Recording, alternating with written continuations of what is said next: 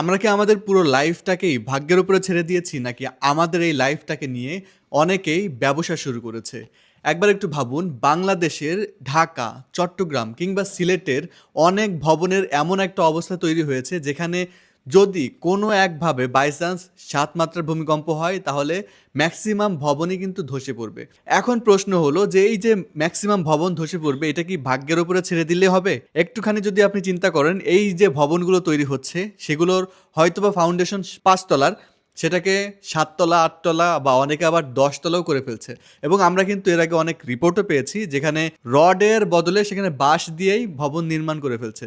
So এমন একটা অবস্থায় এসে যদি আমাদের কোনো একভাবে একটা ভূমিকম্প আসে এবং সেখানে যদি মানুষ মারা যায়, তখন কি বাড়িওয়ালা বলবে ভাগ্যে লেখা ছিল সেজন্য মারা গেছে? একবার একটু চিন্তা করুন, আল্লাহ আমাদেরকে পৃথিবীতে পাঠিয়েছেন, আমাদের একটা ভাগ্য কিন্তু অবশ্যই দিয়েছে। কিন্তু এটাও তো সঠিক, আমরা যা কিছু ফেস করি তার সবকিছু আমাদের নিজেদের হাতের কামাই। আমরা এই যে দুর্নীতি করছি, ভবন নির্মাণের ক্ষেত্রে যেই ব্লুপ্রিন্ট হওয়ার কথা সেখানে অনেক ধরনের কারচুপি করছি।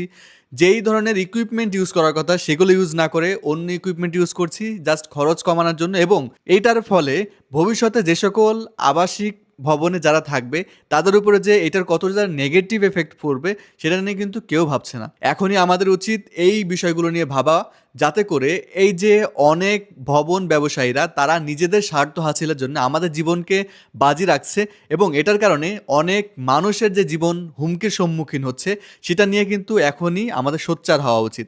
না হলে এক সময় বাংলাদেশের অবস্থা এমন হবে যেখানে ৭ মাত্রা যদি ভূমিকম্প কোনো এক কারণে আসে তাহলে ফায়ার সার্ভিসের পক্ষে কোনোভাবেই এই জায়গায় এসে রেস্কিউ কার্যক্রম পরিচালনা করা সম্ভবই হবে না এবং পুরো শহরকে একসময় ধ্বংসস্তূপ হিসাবে বিবেচনা করবে। সো এখনই আমাদেরকে সতর্ক হতে হবে এবং ভবন নির্মাণের ক্ষেত্রে কোনো ধরনের যদি কারচুপি হয়ে থাকে সেটির এখনই যথাযথ তদন্ত করতে হবে এবং এটার একেবারে পারফেক্ট একটা সলিউশনের মধ্যে আসতে হবে।